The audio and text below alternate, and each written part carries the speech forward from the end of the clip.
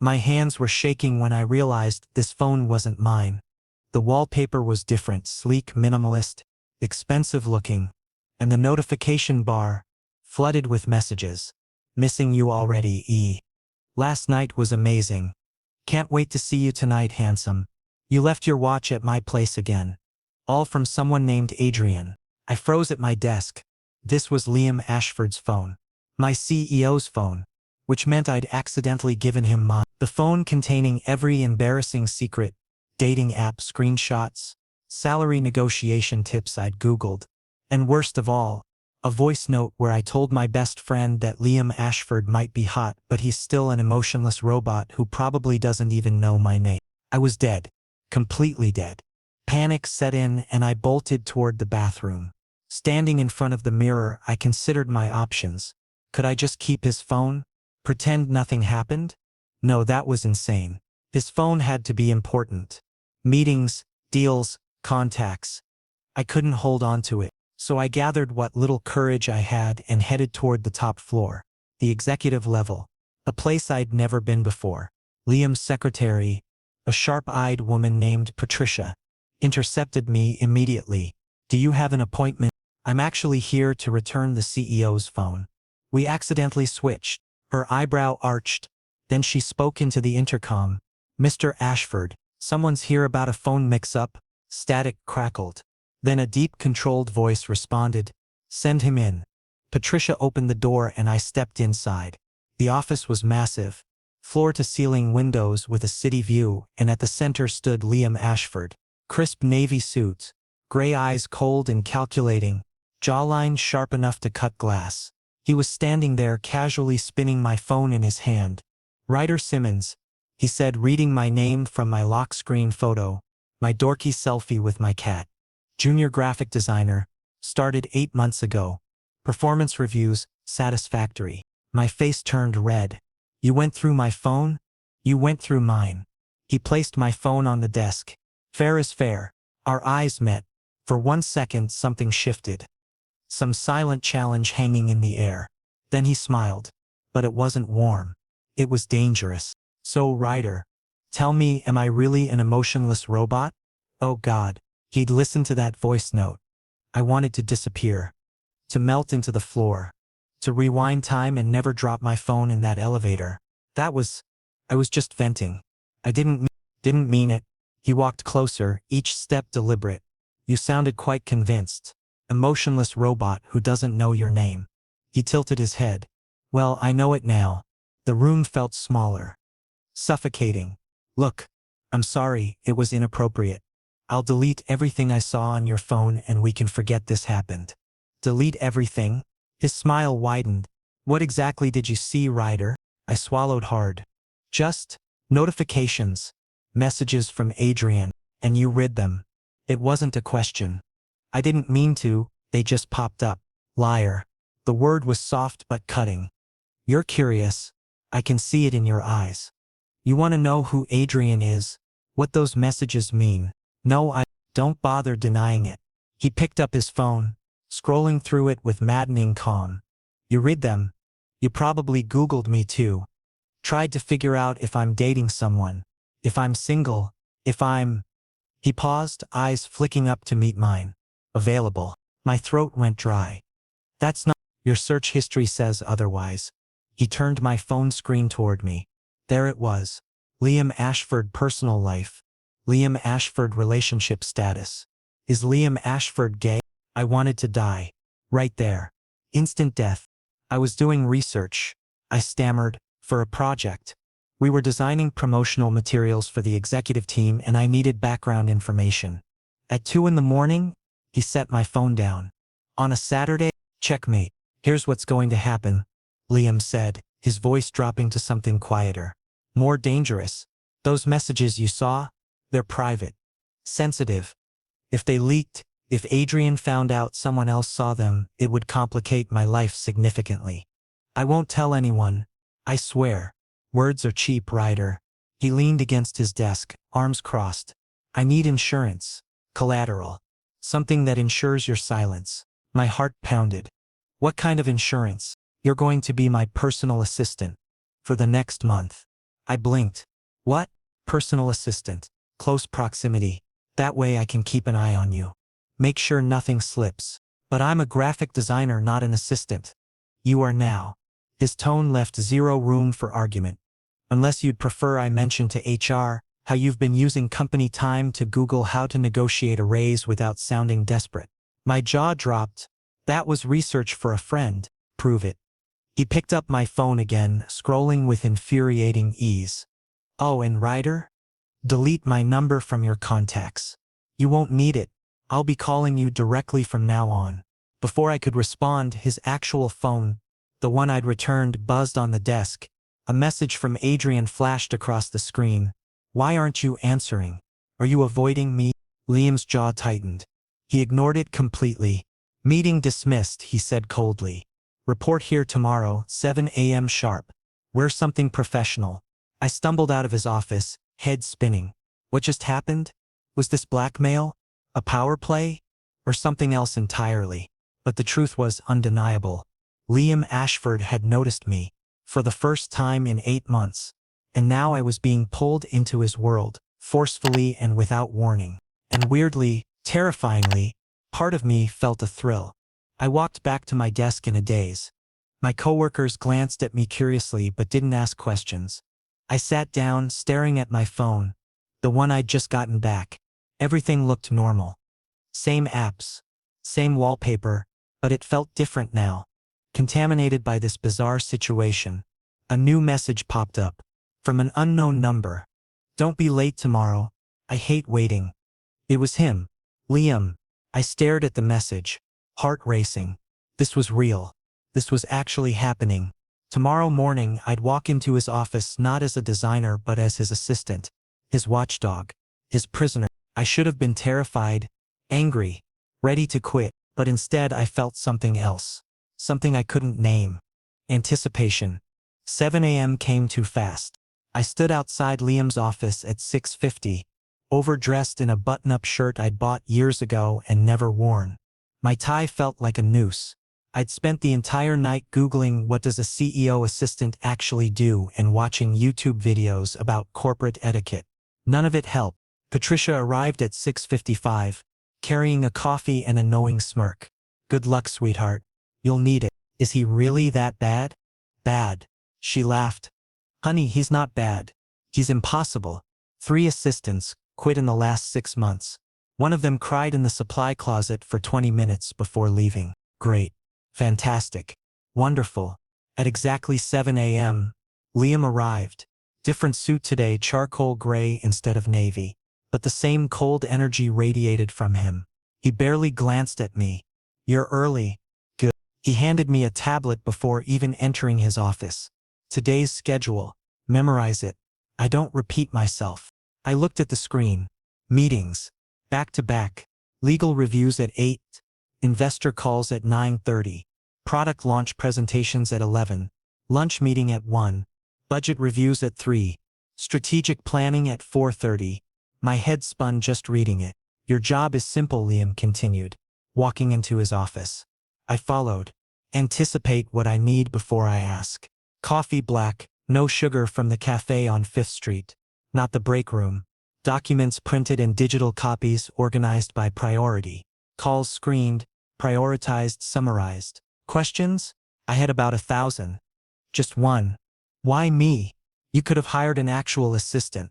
Someone qualified. He paused, back still turned. For a moment silence filled the room. Then, because actual assistants talk, they gossip. They share stories at happy hour about their difficult boss. You have motivation to stay silent. Mutual benefit. It made sense. Cruel sense. But something felt off about the whole arrangement. Understood, I said quietly. Good. First task coffee. 5th Street Cafe. Black. No sugar. I want it in 15 minutes. I practically ran. The next 3 days blurred into chaos. I fetched coffee, juggled schedules, sat through boring meetings, taking notes I barely understood. Liam barely acknowledged my existence, except to give curt instructions. Ryder, reschedule the 2 p.m. Ryder, print these contracts. Ryder, tell Patricia to hold my calls. But I started noticing things. Small things. Like how he rubbed his temples when stressed. How he took his coffee in 3 specific sips. First one fast, second slow, third while reading emails. How he avoided Adrian's calls but stared at his phone afterward. Expression unreadable. How he stayed late every single night. Alone, his office lights the only ones still on. On the 4th day, late evening, everyone else had gone home. I was finishing up some filing when I noticed Liam still at his desk, head in his hands. He'd been in back-to-back meetings for 9 hours straight. I made coffee without being asked and brought it to him. He looked up surprised. I didn't call for this. You've been rubbing your temples for 20 minutes. Caffeine helps. He stared at me for a long moment. Then took the cup. You're observant. It's my job now. He took a sip, then leaned back in his chair. For the first time since this started, his guard dropped slightly. Why graphic design? You're clearly capable of more. The question caught me off guard. I like creating things. Visual stories. It's safer than real conversations. Safer how? People judge art, not you personally. There's less risk involved. Liam studied me, gray eyes softer than I'd ever seen them.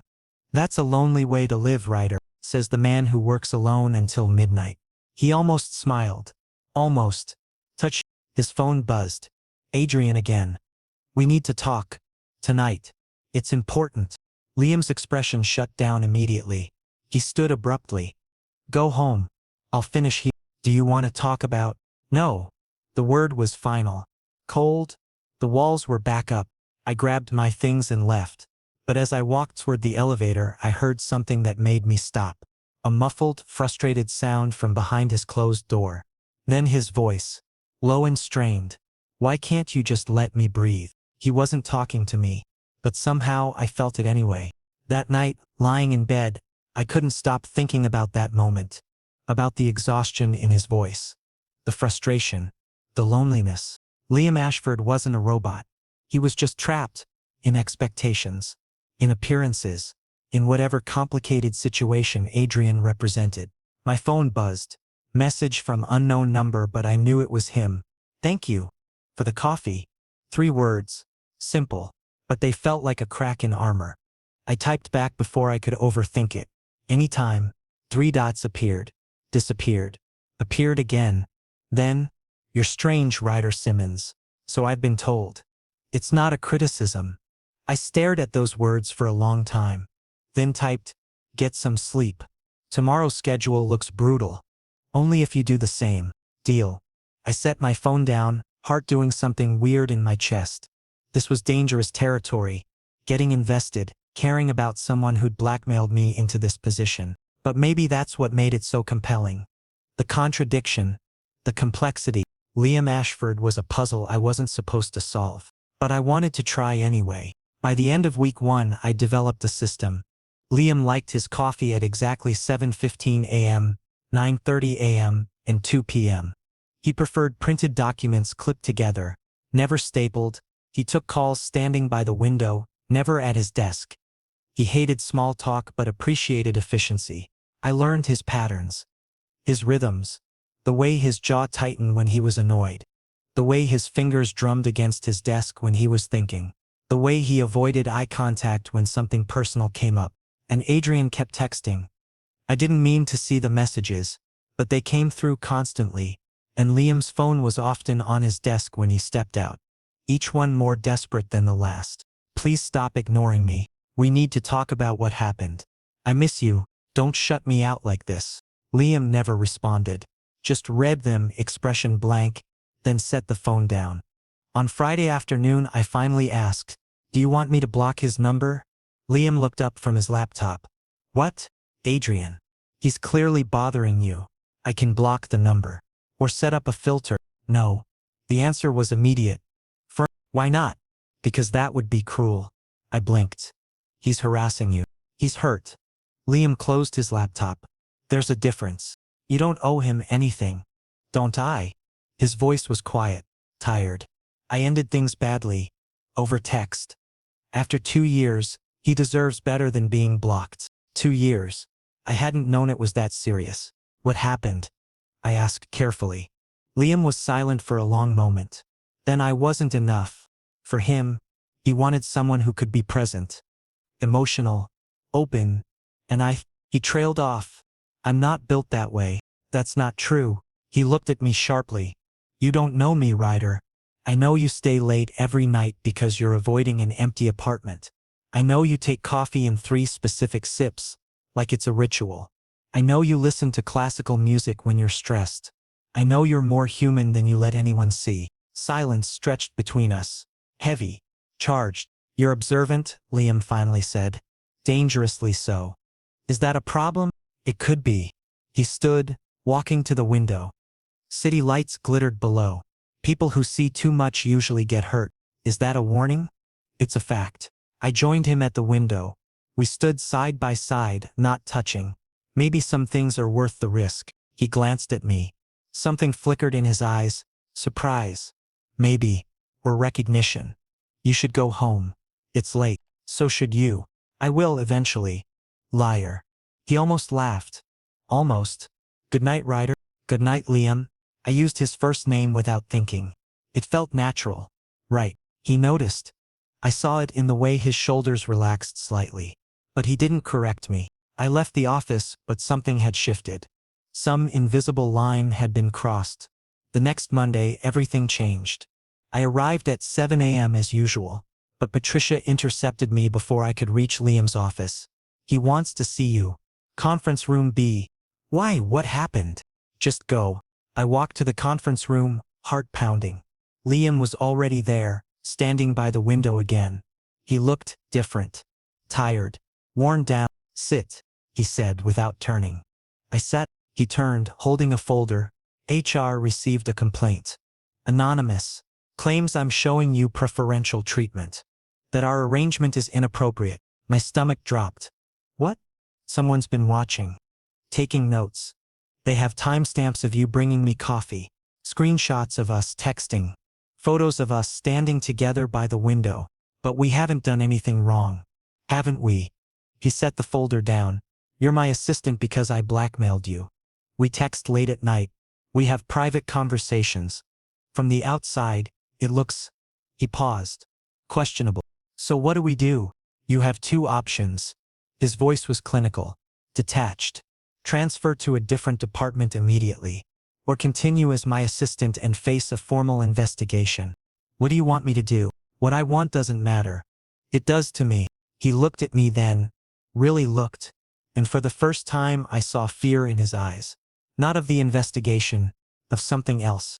I want you to choose what's best for your career, he said quietly. Not what's best for me.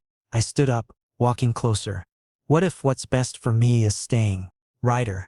I'm not leaving. Not because of some anonymous complaint. Not because people are making assumptions. I met his eyes. You didn't actually blackmail me. You gave me a choice. And I chose to stay. That's not how HR will see it. Then we explain. We show them the work I've done. The legitimate reasons for our communication. We prove there's nothing inappropriate happening. And if they don't believe us, then we deal with it. Together. Something in his expression cracked. Why are you defending me? Because you're not the villain everyone thinks you are. You're just someone trying to survive in a world that doesn't allow vulnerability. He stepped closer. We were inches apart now. You barely know me. I know enough. Ryder, if you stay, if we go through this investigation, your reputation will be damaged. People will talk. They'll make assumptions. Your career could be derailed. Let them talk. My voice was steady. I'm not running. He searched my face, looking for doubt, for hesitation. He found none. You're either incredibly brave or incredibly stupid, he whispered. Maybe both. He smiled then. A real smile. Small but genuine. Thank you. For what? For seeing me, the real me. Not the CEO, not the robot, just me. My heart did something complicated in my chest. You're welcome. His phone buzzed. Another message from Adrian. I saw you with him. Your new assistant. Is that why you left me?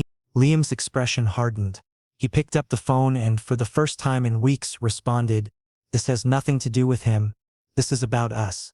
And we're done. Please move on. He blocked the number. Then looked at me. No more distractions. We have an investigation to survive. Together. Together. and somehow that one word felt like a promise. Friday night, 11 p.m. My phone rang. Liam's name flashed across the screen. I answered immediately. Hello? Ryder. His voice sounded wrong. Strained. I need you at the Harlow Hotel. Room 91. My heart jumped. What? Is everything okay? Just come. Please. The line went dead. Every instinct screamed that this was a terrible idea. But something in his voice, the desperation, the barely concealed panic, made me grab my keys and go. The Harlow Hotel was downtown. All glass and modern architecture. Way too fancy for someone like me. I felt out of place the moment I stepped into the marble lobby. The concierge gave me a look that said he knew exactly why I was there. And I hated it. I took the elevator to the 9th floor, pulse hammering in my ears. What was I walking into? Was this a setup? A mistake? Or something worse? Room 914. I knocked twice. The door swung open immediately.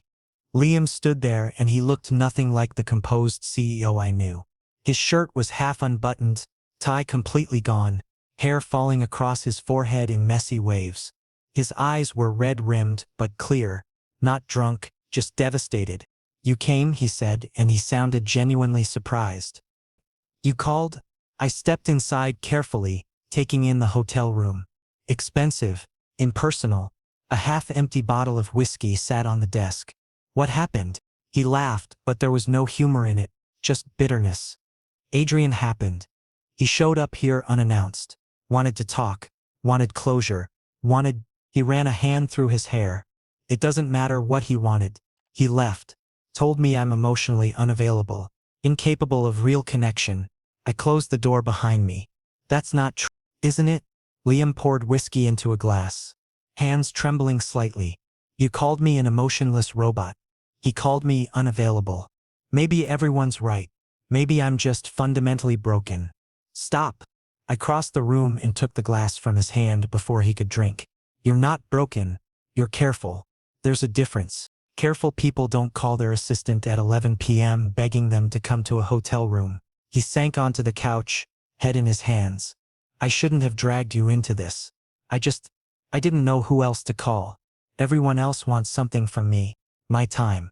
My money. My influence. But you? He looked up, eyes meeting mine. You're here because I blackmailed you into this arrangement. Not because you actually care. The words hit harder than he probably intended. That's not true. Not anymore. He went very still. What do you mean? I'm not here because of blackmail, Liam. I'm here because when you called, you sounded like you were drowning. I sat beside him, close but not touching. And maybe because I understand loneliness better than most people think. Silence filled the space between us. Heavy, thick, charged with something I couldn't name. Why are you being kind to me? His voice was barely a whisper. After everything I've done, the threats, the manipulation, the control. Because underneath all of that, you're just a person trying to survive. And maybe because I see something in you that you don't see in yourself. What's that? Someone worth knowing. Someone worth defending. His breath hitched. Ryder, I don't know how to do this. Be open. Be vulnerable. Trust someone enough to let them see the parts of me that aren't polished and perfect. Then stop trying so hard. I shifted closer. Stop performing. Stop calculating. Just exist. Just be human. Our faces were inches apart now. I could feel the warmth of his breath. Could see the conflict in his eyes. Wanting to reach out but terrified of what that meant. His phone buzzed on the table. A message from Adrian lit up the screen. I'm sorry. Can we try again? I didn't mean what I said. Liam glanced at it. Then at me. And in that moment I saw him make a choice. He picked up the phone and silenced it. Set it face down on the table. Stay, he said quietly. Just for tonight. I don't want to be alone with my thoughts. I nodded. Okay. We sat there on the couch, side by side, not touching but somehow connected. The silence wasn't uncomfortable. It was peaceful, like two people who'd been fighting the current finally letting themselves rest. Thank you, Liam said after a while. For coming. For not judging me. For just being here. Anytime. He turned to look at me and something had shifted in his expression. The walls were still there, but they were cracking. You're different from anyone I've ever met. Different how? You see through the armor. Most people don't even try. They accept the version of me I present and never question whether there's more underneath. There's always more underneath, I said softly. With everyone. We all wear masks. What's yours? The question caught me off guard. What? Your mask. The thing you hide behind. What is it? I thought about it, really thought. Invisibility. I make myself small, unremarkable, safe. Because if no one notices me, no one can hurt me. And how's that working out? I smiled despite myself. Not great, considering my CEO noticed me enough to blackmail me into being his assistant. He almost laughed. Almost. Fair point. We talked until 3 in the morning. About everything and nothing. Childhood dreams. Failed relationships. Fears we'd never admitted out loud. The whiskey bottle stayed untouched after that first glass. We didn't need artificial courage for this conversation. Eventually, exhaustion caught up with both of us. Liam offered me the bed, insisting he'd take the couch. We argued about it for 5 minutes before compromising. We'd both sleep on top of the covers, fully clothed on opposite sides of the bed. It should have been awkward. Instead, it felt natural. As I lay there in the dark listening to Liam's breathing even out beside me, I realized something terrifying. I cared about him. Not as my boss. Not as some untouchable CEO. But as a person. A complicated, damaged, beautiful person. And that was the most dangerous thing I could have done. Because caring meant risk. It meant vulnerability. It meant the possibility of getting hurt. But as sleep finally pulled me under, I found I didn't regret coming here. Didn't regret any of it. Whatever happened next, at least I'd been honest. At least I'd been real. And maybe that was worth the risk. Monday morning felt like walking into an alternate reality. Liam entered the office at exactly 8 a.m. As always. Perfectly tailored suit. Hair immaculate. Expression neutral. The CEO mask firmly in place. But when our eyes met across the bullpen, something passed between us. A silent acknowledgement of Friday night. Of the vulnerability we'd shared. Of the line we'd crossed without ever touching. I waited for him to pretend it never happened. To revert to cold professionalism. To build those walls back up even higher than before. Instead, he stopped by my desk. Morning, Ryder. Coffee at 9? It was a simple question. A normal assistant task. But the way he said it, soft, almost gentle, made it something more. Of course, I replied, matching his professional tone while my heart did complicated things in my chest. The day proceeded normally at first. Meetings, phone calls, the usual corporate dance. But small things had changed. In the 10 a.m. strategy session, Liam turned to me. Ryder, what's your take on the branding approach? Everyone in the room went silent. Junior assistants didn't get asked their opinions in executive meetings. I cleared my throat. I think the color scheme is too aggressive. You're trying to appeal to a younger demographic, but the design language feels hostile rather than inviting. More silence. Then Liam nodded. Agreed. Marketing team revised based on that feedback. He'd listened, actually listened, and validated my input in front of everyone. Patricia caught me after the meeting. Well, someone's moving up in the world. It's not like that, I said quickly. Sure it's not. She smiled. But there was a warning in her eyes. Just be careful, honey. People talk. And right now they're talking about you. She was right. By lunch, the whispers had started. I heard them in the break room, in the elevator, walking past cubicles. Did you see how Ashford looked at him during the meeting? Ryder's been his assistant for 2 weeks? And suddenly he's being asked for strategic input? Something's definitely going on there. Think they're sleeping together? I tried to ignore it, tried to focus on work. But the comments followed me everywhere. That evening Liam asked me to stay late. The office had emptied out, leaving just us and the janitor 3 floors down. Ryder. His voice was serious. We need to talk. My stomach twisted. About what? He gestured for me to close the door. When I did, he stood from his desk, pacing to the window. People are noticing. The way we interact. The trust I'm showing you. It's creating speculation. I know. I've heard the rumors. I'm sorry. This is my fault. I shouldn't have asked your opinion in that meeting. Shouldn't have given them ammunition. You asked because my input was valuable. Don't apologize for that. He turned to face me. There's something else I need to tell you. About Adrian and me. My heart rate picked up. Okay. We were never official. Never exclusive. It was casual. Convenient. But he wanted more. And he paused, choosing his words carefully. I couldn't give him what he needed. So I ended it. Officially. Today. Why are you telling me this? He crossed the room slowly, deliberately, because I'm tired of pretending, tired of performing, tired of hiding behind protocol and professionalism when what I actually feel is. He stopped a foot away from me. I care about you, Ryder. More than I should, more than is smart or safe or appropriate. My breath caught. Liam, let me finish. His gray eyes were intense, vulnerable. Somewhere between the phone switch and you showing up at that hotel, something changed. You stopped being just my assistant. You became someone I trust, someone I want in my life. Not because I'm forcing you to be here, but because I genuinely want you here. The confession hung in the air between us, heavy with possibility. This is complicated, I said carefully. You're my boss. There are power dynamics, HR policies. The entire office is already gossiping. I know, which is why I'm giving you a choice. He took a step back, physically creating distance. If you want out, if this is too much or too complicated or too risky, I transfer you tomorrow. Different department, different supervisor. You'll be completely free of me and this mess. And if I don't want that, his expression softened, then we navigate this together, carefully, honestly. But together, I should have been logical, should have thought about my career, my reputation, the potential fallout, but standing there, looking at him, all I could think about was Friday night, the vulnerability, the honesty, the way he'd let me see the real him. I don't want a transfer, I whispered. Relief flooded his face. Are you sure? No, but I'm sure about this. I closed the distance between us. About you. He reached out slowly, giving me every opportunity to change my mind. His hand cupped my face, thumb brushing my cheekbone. This is insane. Completely insane, I agreed. But worth the risk.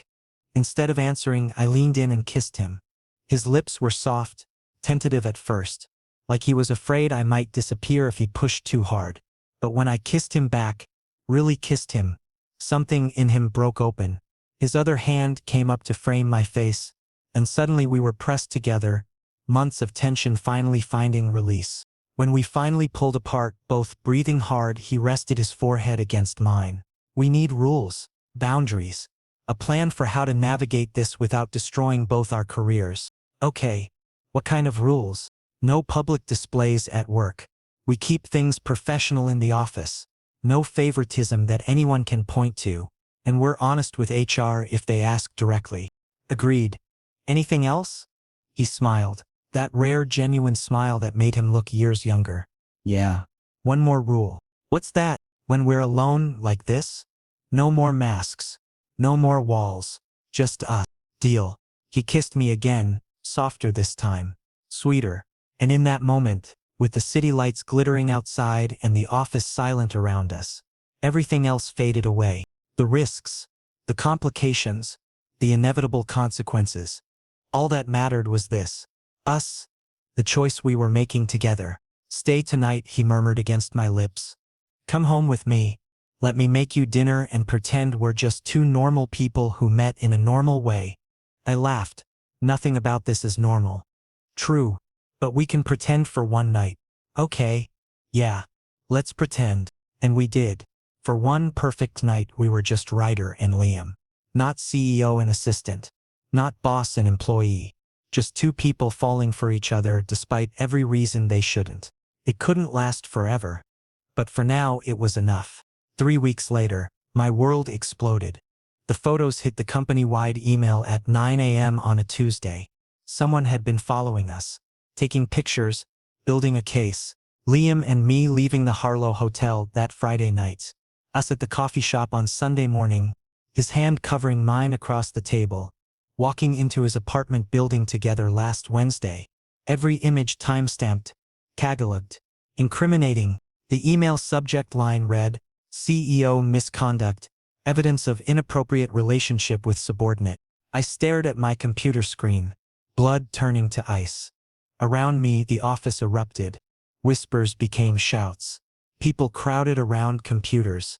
Phones started buzzing with texts and calls. Patricia appeared at my desk, face pale. HR wants to see you. Now. The walk to human resources felt like a death march. Every eye in the office tracked my movement. Some looked sympathetic. Most looked vindicated. I heard someone mutter, "I knew it," as I passed. The HR director, Margaret Chen, waited in a conference room with two other people I didn't recognize. Legal team, probably. "Sit down, Mr. Simmons." I sat. Hands shaking. Throat dry. "Are these photographs accurate?" Margaret slid printed copies across the table. "Yes. But, did Mr. Ashford coerce you into this relationship? Threaten you? Promise you promotions or raises in exchange for sexual or romantic favors?" "No. Nothing like that. We just—" I struggled to find the right words. "We connected. It happened naturally." Naturally. Margaret's expression was skeptical. "You've been his assistant for 3 weeks. Before that you were a junior graphic designer. Now you're sleeping with the CEO. That's quite a rapid progression. It's not about advancement. It's real. We care about each other. Perception is reality, Mr. Simmons. And the perception is that you used your proximity to Mr. Ashford to secure personal benefits." "What personal benefits? I haven't received any raises. Any promotions. I'm still doing the same work. You're sitting in executive meetings. Providing strategic input. Spending private time with the CEO. That's influence, even if it's not reflected on your paycheck." The interrogation continued for 2 hours. Same questions, different phrasing. They were building a case, and nothing I said seemed to matter. Meanwhile, Liam was apparently in his own meeting with the board of directors. I didn't see him until late afternoon, when Patricia found me hiding in my old desk in the design department. "He wants to see you." His office. Liam looked like he'd aged 10 years in 6 hours. Tie loosened, jacket discarded, hair disheveled from running his hands through it repeatedly. "Tell me everything they ask you," he said immediately. I recounted the HR meeting. He listened, jaw getting tighter with every sentence. "They think I used you," he said when I finished. "The board. They're convinced this was all manipulation on my part. That I took advantage of a subordinate. That's ridiculous. Is it?" He looked at me, eyes full of guilt. "I did blackmail you initially. Even if we moved past that, the original power dynamic was coercive. They're not entirely wrong. Stop. You gave me choices. Multiple choices. I stayed because I wanted to. The board doesn't care about nuance. They care about liability, PR disaster, legal exposure." He slumped into his chair. "They gave me an ultimatum. Either you resign voluntarily, or they fire both of us for violation of company policy." My stomach dropped. "What? If you resign quietly, they'll give you a generous severance package. Good references. Your career stays intact. But if you refuse, they'll terminate us both, and make sure everyone knows why. You'll be blacklisted from the industry. That's not fair. That's not—" I stopped. Took a breath. "What do you want me to do?" "I want you to take the severance. Protect yourself. This is my fault. My mess. You shouldn't pay for my mistakes." "Our mistakes," I corrected. "This was both of us. And I'm not running." "Ryder." "No." I crossed to his desk, planted my hands on the surface. "I'm not letting them bully us. Not letting them decide that what we have is wrong just because it's inconvenient for corporate politics. They'll destroy you. Let them try. I'd rather lose my job fighting for something real than keep it by pretending this never mattered." He stared at me like I'd spoken a foreign language. "You're serious." "Completely serious. So here's what we're going to do. We're going to walk into that boardroom tomorrow and tell them the truth. That yes, we're in a relationship. That yes, it started while I was your assistant. But that there was no coercion, no quid pro quo, no abuse of power. And if they still want to fire us, fine. We'll start over somewhere else." "You'd give up your career? For me?" "I'd give up a job that doesn't value honesty or humanity. There's a difference." I moved around the desk, standing in front of him. "Liam, you told me to stop wearing masks. To be real. Well, this is me being real. I choose you.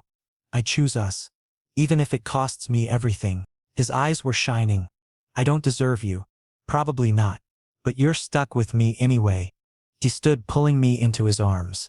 We held each other for a long time, drawing strength from the contact. Okay, he whispered into my hair. We fight. Together. Together. The next morning, we walked into the boardroom hand in hand. 14 executives sat around a massive table, all wearing identical expressions of disapproval. The chairman spoke first. Mr. Ashford, Mr. Simmons, I trust you've made your decisions. Liam squeezed my hand once, then stepped forward. We have. We're resigning. Effective immediately. Both of us. Murmurs rippled around the table. Our relationship is real, Liam continued, voice steady and clear. It's not a scandal, it's not misconduct. It's two people who found each other in an imperfect situation and chose honesty over convenience. If that violates your policies, then we don't want to work somewhere that punishes authenticity. Mr. Ashford, you're throwing away years of work, your reputation, your legacy with this company. No. I'm choosing something more valuable than any of that. He looked at me. I'm choosing him. We left that building together, heads high, hands still clasped. Behind us whispers and judgments and corporate politics. Ahead of us uncertainty and risk and possibility. 6 months later, we launched Ashford and Simmons Creative Agency. Liam handled business development and client relations. I ran the creative team. Equal partners in every sense. The phone switch had been an accident. Everything that followed was deliberate. A choice we made together over and over again. And every single time I'd choose him. Choose us. Choose the messy, complicated, beautiful reality of loving someone worth the risk. Because some things are worth fighting for. And Liam Ashford? He was worth everything.